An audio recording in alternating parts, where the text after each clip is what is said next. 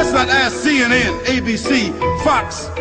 Let's not ask the London Times or the Australian Times. Let's not ask non-Muslims about how Muslim women feel, how they live, what are their principles, what are their challenges. If you want to be fair, ask a Muslim woman. And you cannot find anything written in our holy book, in the Quran, that is denigrating the woman. It's just the opposite.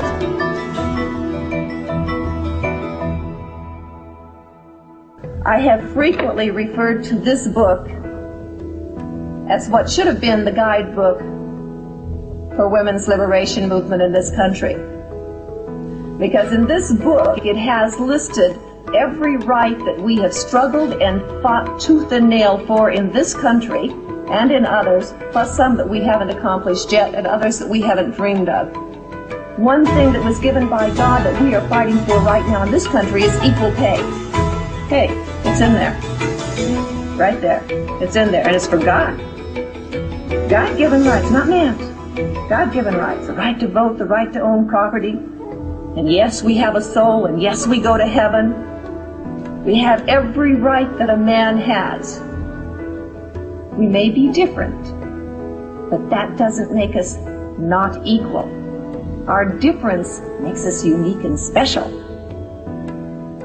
But we are still totally and completely equal. God made woman to be the proper companion of man. She is different, but equal. Equal! We buy them, feed them, clothe them, use them, discard them. Women Equal to us?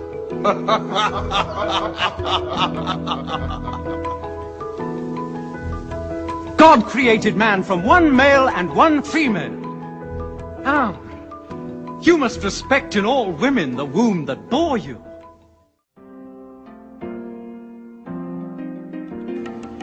So Islam gave women the rights to vote over 1450 years ago, the right to vote. Does anyone know in this audience when we got the right to vote in this country, this advanced, very free country? When did women start voting here? Anybody know? Maybe you know. Early 1900s, in my mother's lifetime. Can you believe that this advanced society that we say is the freedom of the world lies, we're like the belt of freedom is held by America? No. Women couldn't even vote until my grandmother was of voting age. Also inheritance. In this country, women could not inherit property in the southeastern United States, places like Georgia and Alabama and Mississippi, until my generation. In the 1950s and 60s, these laws were finally being rewritten. And I know that you who weren't raised here don't have an appreciation for just how bad the status of women was in this country, even up till today. You all have such a wonderful thing that you're raised Muslim or that you carry Islam. You have rights that women in this country never dreamed of until perhaps this generation. And you've had them for 1,400 and some years. 1,400 and some years. 1,400 and some years. 1,400 and some years. Generally, a common misconception about my hijab is that I'm oppressed and that I have to ask a man permission anytime I want to do something, and we usually crack jokes about that because we all know that it's not true. They think that the men force women to wear that kind of hijab, but in reality, it's not at all that way, and the whole world changes. You see how men all of a sudden start respecting you. You have some sort of respect. I'm not a distraction for them. Instead, they're more engaged in business. They're more engaged into how educated I am. They're more engaged into my soul. People like us for our personality rather than, how good I look. I don't think the hijab has ever held me back from doing what I want. I've been here 4 years and I've never had trouble. No one has ever looked at me differently. It's been great.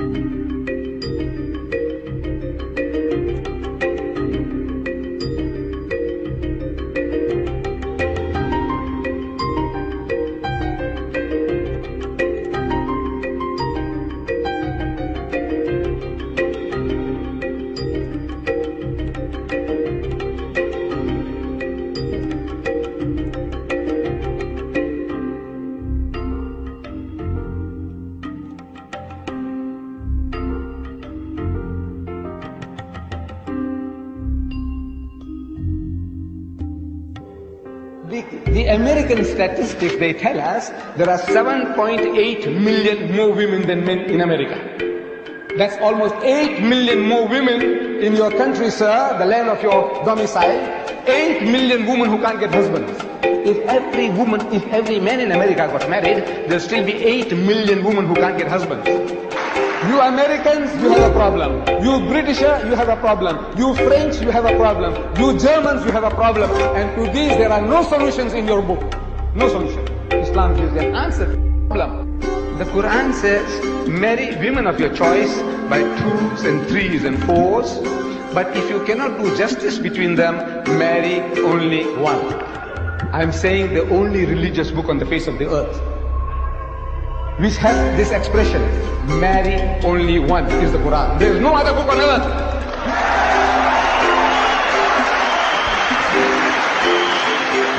And this is the solution to your problem. I said, you laugh at us, you're a fool. I said, the laugh is on you.